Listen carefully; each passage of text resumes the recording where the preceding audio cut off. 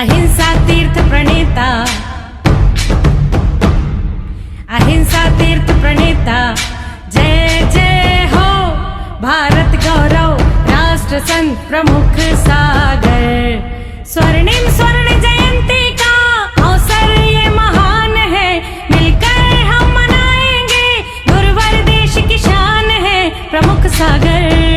जय हो गुरुवर प्रमुख सागर, जय हो गुरुवर।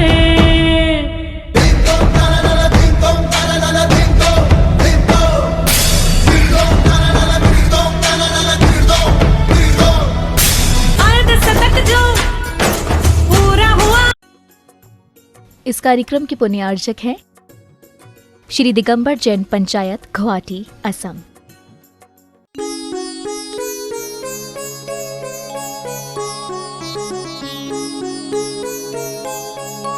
लेकिन जब दूसरे की वो अपनी पुरानी वाली छोड़ गया, अब वो जो आदमी था वो देखता रह गया, कौन ले गया कौन ले गया। वो 2-3 दिन देखा कि कोई तो ले गया होगा यहाँ से। तीसरे दिन दिखा वो कि भाई तो मेरी चप्पल। उसने कहा महाराज ने का प्रवचन का उपदेश का पालन कर रहे थे हम तो। क्या उपदेश का पालन? महाराज ने कहा कुछ ना कुछ लेके जाना। अब कुछ पल्ले तो पड़ा ही नहीं, चप्पल ही पल्ले पड़ी तो वही लेके चला गया। ख्याल करके रखना, कोई ना कोई अच्छी बात। और ऐसा नहीं है अभी हमारे अंदर अकलंक जैसी बुद्धि नहीं है कि एक बार में याद हो जाएगा। हम यहाँ से जब जाएं अपनी एक डायरी में एक लिखें, मैसेज लिखें, उस बात को समझें। कुछ ही तो अच्छा लगा होगा, चलो अच्छा नहीं लगा बुराई सही। मैं तो हमेशा कहता हूं पेंसिल बनकर तुम अच्छा ना लिख पाओ तो कोई बात नहीं, रबड़ बनकर बुराइयां मिटाना शुरू कर दो तो भी तुम्हारा कल्याण हो जाए तो कोई आश्चर्य की बात नहीं है। आप ख्याल करना, किसी भी व्यक्ति से मिलते हो अगर उसके अंदर की अच्छाई समझ में नहीं आ रही तो बुराई समझ में तो आ रही है ना। तो बुराई को ही लिख लो कि ये बुराई इसके अंदर है, ये हम अपने जीवन में नहीं लाएंगे। आप विचार करके रखना, अगर हमने उन बुराइयों को मिटाना शुरू कर दिया तो हमारे जीवन में अच्छाइयां अपने आप आने लगेगी। ख्याल करो, इतना ही सोचने का प्रयास करो, इतना ही जीवन को समझने का प्रयास करो। हर आदमी से एक अच्छी बात ले लोगे आप, हर ग्रंथ से एक अच्छी बात ले लोगे आप, हर संत से एक अच्छी बात ले लोगे आप, तो संसार के सबसे अच्छे इंसान आप हो जाओ तो कोई आश्चर्य की बात नहीं है। क्योंकि एक एक अच्छी बात लेने से तुम्हारे पास अच्छी बातों का, अच्छे विचारों का, अच्छे संस्कारों का भंडार होगा। फिर वो भंडार तुम्हारी बातों को लोग अपने जीवन में उतारने का प्रयास करेंगे। ख्याल करो, हम अपने जीवन को बहुत बहुत आनंद से भरकर कैसे जी सकते हैं। खुशी कोई बाहर नहीं है, हाँ अंदर है। अनंत सुख है, अनंत सुख।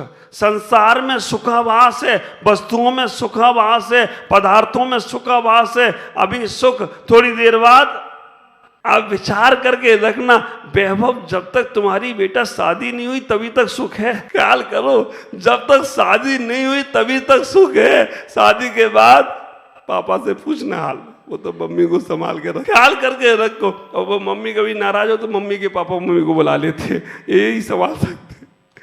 तो जीवन में वो आनंद जब तक वस्तु नहीं मिली है तभी तक होता है। लेकिन जैसे ही वो वस्तु मिलती है, उस वस्तु का अगर हमने कदर नहीं किया, उस वस्तु को हमने संभाला नहीं, तो वही वस्तु दुख में कारण हो जाएगा। खुशी, बहुत खुशी है उसको, और तो सबको लेके जा रहा है।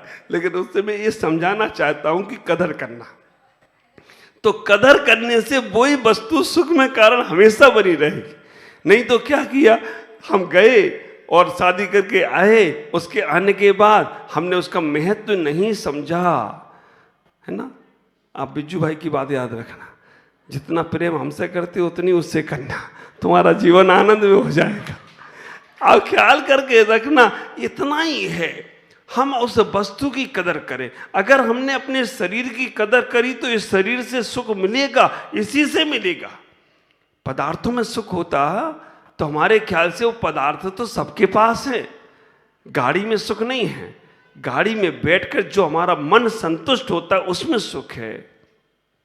ख्याल करके रखना, अगर पलंग पर लेटने से नींद आती है तो पलंग सबके पास है नहीं, जब मन में शांत भाव होता है, परिणाम भाव होता है, हमारे अगर ग्रंथों की परिभाषा समझें तो जब हमारे साता वेदनी का उदय होता है तब नींद आती है। लोग तो हजारों मिलते हैं रोज, लेकिन रिश्ते निभाते कोई कोई है। और जो रिश्ते निभाते हैं ना, आप विचार करके रखना, रिश्ते निभाने वाले बलिदान देते हैं, बिना बलिदान के रिश्ते निभते नहीं हैं। कभी कुछ उन्होंने कह दिया, कभी कुछ तुमने सह लिया, कभी कुछ तुमने कह दिया, कभी कुछ उन्होंने सह लिया, तब तुम्हारा जीवन आनंद से भरकर होता है। ख्याल करो, इतना ही सोचो, तुम्हारे पास बहुत सारे सुख है, लेकिन हमने उनको समझा नहीं है। हमने अपने जीवन के उस सुख को महत्व देने का प्रयास नहीं किया, हमने अपने जीवन को आनंद से भरकर जीने का प्रयास नहीं किया। इतना ही ख्याल करो, इतनी शिकायतें हम भगवान को देते हैं। अब एक आदमी ट्रैफिक में फंस गया, शिकायत कर रहा भगवान से। ट्रैफिक में फंस क्यों गया? क्योंकि जब गाड़ियों से जा रहा था तो कुछ गाय, कुछ भैंसें, कुछ बकरियां सामने से रोड पास कर रही थी। उनके लिए तो कोई वो था ही नहीं कि रेड सिग्नल है या ग्रीन सिग्नल है, उन्हें तो देखा तो सीधे पार। अब वो बजाए जा रहा हॉर्न हॉर्न हॉर्न, उन्हें क्या सुनने का, वो तो अड़ी। भगवान से शिकायत करने लगा, हे भगवान, गाड़ी से निकल आया वो बाहर, और बाहर ही जाकर उनको हक रहा था और कह रहा था, भगवान इनको भी पंख लगा देते तो ये भी ऊपर से उड़ के निकल जाती, कम से कम ट्रैफिक जाम तो नहीं होता। कह ही रहा था इतना कि ऊपर से एक पक्षी निकला, उस पक्षी ने वहीं बीट कर दी उसके सर पे दम। वो इतना कह ही रहा था कि इनको पंख लगा देते जो ऊपर से उड़ जाती तो कम से कम ट्रैफिक तो जाम नहीं होता। तभी एक पक्षी निकला, उसने उसके ऊपर ही बीट कर दी दम। और जैसे ही उसने देखा ये क्या, उसने कहा, भगवान तुम्हारा धन्यवाद, अगर इस वक्त भैंस उड़ रही होती तो मेरा क्या होता। अब विचार करना, उसने कहा, भगवान तुम्हारा धन्यवाद, इनको पंख नहीं लगाए, अगर भैंस उड़ रही होती, गाय उड़ रही होती और वो कुछ करती तो मेरा इसका क्या होता, मैं तो हो गया काम। तो ये ख्याल रखो, जो भगवान कर रहा है वो बिल्कुल सही कर रहा है, परफेक्ट कर रहा है, धन्यवाद दो उसे। अब शिकायतों पे शिकायत। एक आदमी पेड़ के नीचे बैठा है, आम के पेड़ के नीचे, और कह रहा है, भगवान आपका भी न्याय कैसा न्याय है, आप भी कितना पक्षपात करते हो, इतने बड़े बड़े पेड़ों पर इतने छोटे छोटे आम लगाते हो, और पतली पतली बेल, उन पे लौकी, कद्दू, तरबूज, पतली पतली बेलों पर लौकी, कद्दू और तरबूज, बड़े बड़े फल उन पे लगाते हो, पतली पतली बेलों पर, और इतने बड़े बड़े पेड़ों पर छोटे छोटे आम। ये तो पक्षपात कर रहे हो भगवान आप। तभी क्या हुआ, एक आम गिरा उसकी नाक पे, धम, नाक से खून।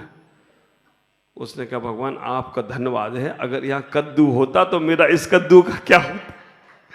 ख्याल करो, जो कुछ सृष्टि में हो रहा है वो सब अच्छा हो रहा है, इसे अच्छे को स्वीकार करना सीखो। कभी कभी बुरे काम भी अच्छे के लिए होते हैं, कभी कभी बुरे लोग भी अच्छे के लिए आते हैं। ख्याल करना, बुरे समय में बुरा समय भी अच्छे के लिए आता है, अपनों की पहचान करा के चला जाता है। बुरा समय भी अच्छे के लिए आता है, अपनों की पहचान करा के चला जाता है। इतना ही विचार करना, जब भी तुम्हारे पास कभी तकलीफ आए, कभी बुरा समय आए, समझना अब हमें अपनों की पहचान करना है।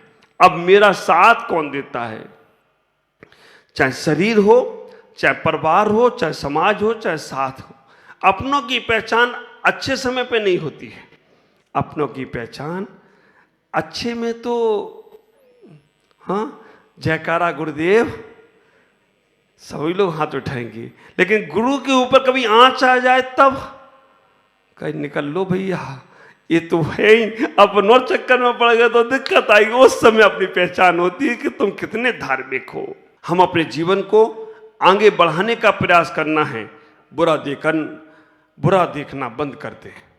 ख्याल करो, एक है ना दो लाइनें, बुरा जो खोजन में चला, मुझसे बुरा ना कोई, जो दिल खोजो आपनो, मुझसे बुरा ना कोई। विचार करना, हम इतना ही सोचने का प्रयास करें कि हम अपने जीवन को बुरा खोजने क्यों जाए। मैंने एक उदाहरण दिया था अभी। अकबर ने कहा अपनी सभा में 100 मूर्ख लोगों की लिस्ट बना के लाओ। 100 मूर्ख, उन्होंने कहा 100 मूर्ख लोगों की लिस्ट बना के लाओ। ये मैंने राजा भाई के यहाँ प्रवचन दिया था, वहां पर बोला था। तो 100 मूर्खों की लिस्ट। अब बीरबल ने कहा क्या यार, समझदार आदमियों की लिस्ट बनाने को कही जाए तो समझ में भी आता कि अच्छी बात है, लेकिन मूर्खों की लिस्ट कैसे बनाई जाए। बीरबल ने कहा, सम्राट ने कहा तो बनाना तो पड़ेगी।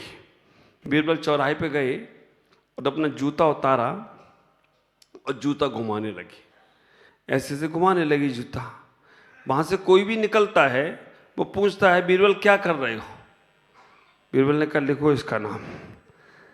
आप विचार करके रखना, मालूम है जूता घुमा रहे हैं फिर भी पूछ रहे हो तुम कर क्या रहे हो। उन्होंने कहा लिखो इसका नाम। फिर दूसरा निकला, बीरबल क्या कर रहे हो, लिखा इसका नाम। 6 दिन हो गए। अकबर ने भी सोचा यार ये बीरबल मूर्खों को कैसे ढूंढ रहा है, ये इसको हम ढूंढने जाते हैं। अकबर भी पूरे हाथी बाती में बैठ कर निकले बीरबल को ढूंढने के लिए कि बीरबल मूर्खों को कैसे ढूंढ रहा है।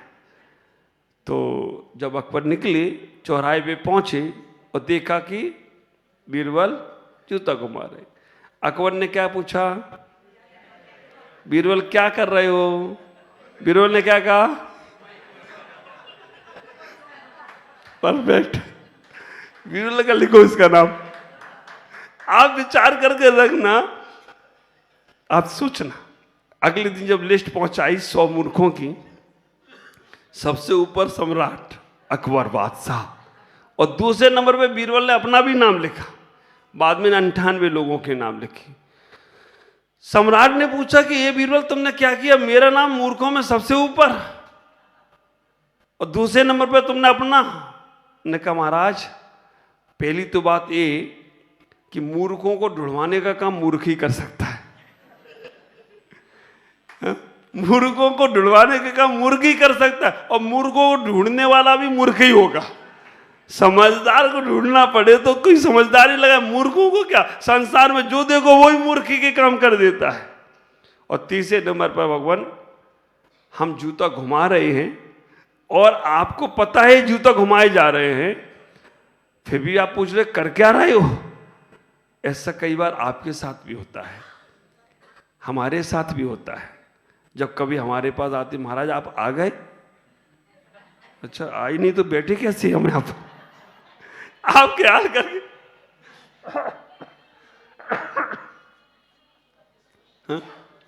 हम आए नहीं तो बैठे, यहाँ भूत बैठे हैं क्या, आए तभी तो है। कई बार आप अपने घरों में परिवारों में भी कहते हो, कोई रो रहा है तो क्या पूछते हो, तुम रो रहे हो, ख्याल कर। हाँ?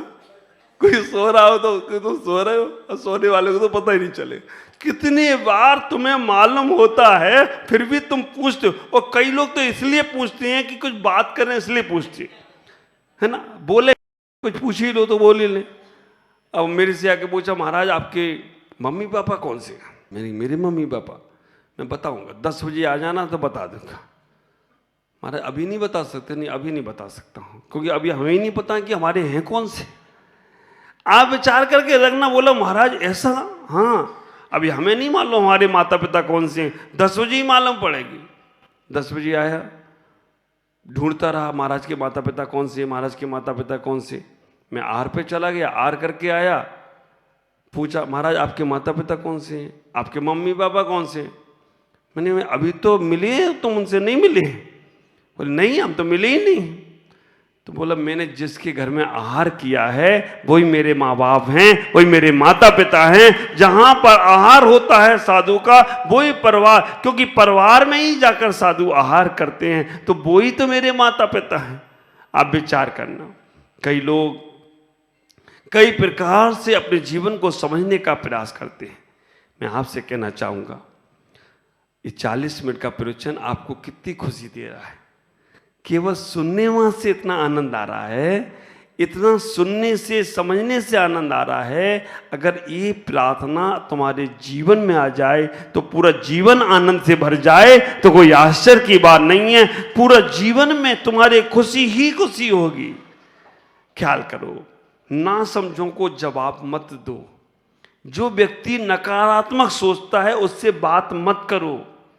ख्याल करना, जो तुम्हारे बोलने को भी गलत समझता है वो तुम्हारे मौन को भी गलत समझेगा।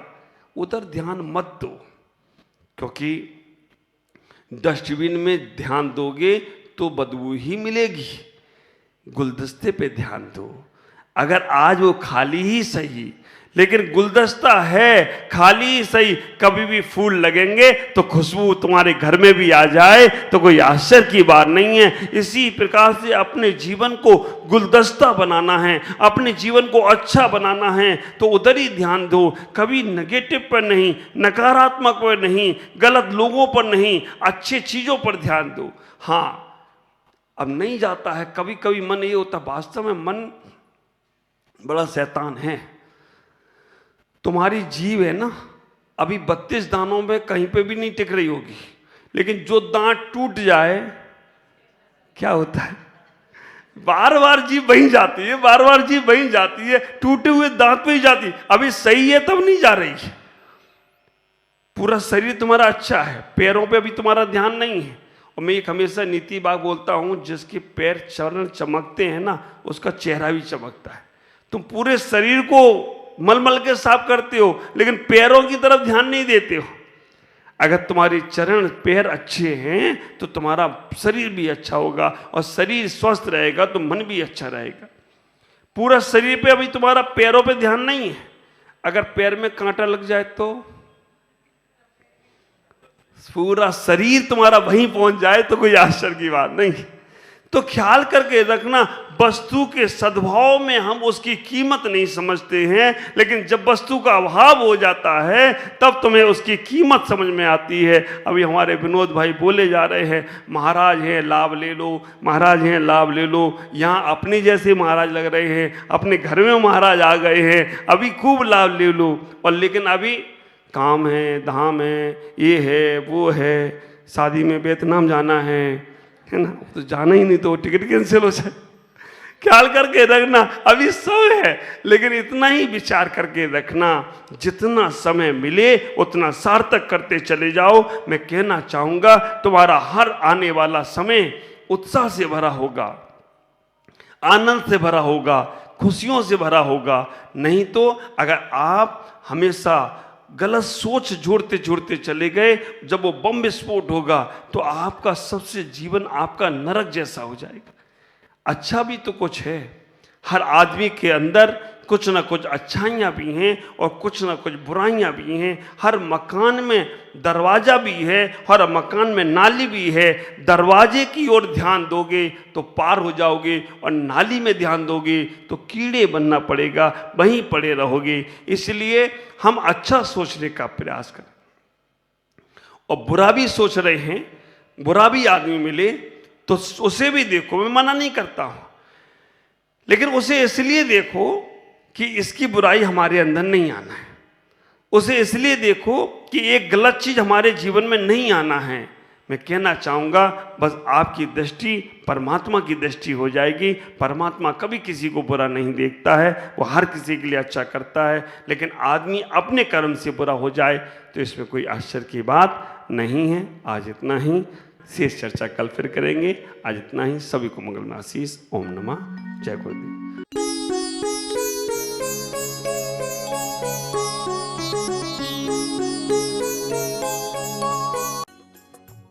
इस कार्यक्रम के पुण्यार्चक थे श्री दिगंबर जैन पंचायत, गुवाहाटी, असम।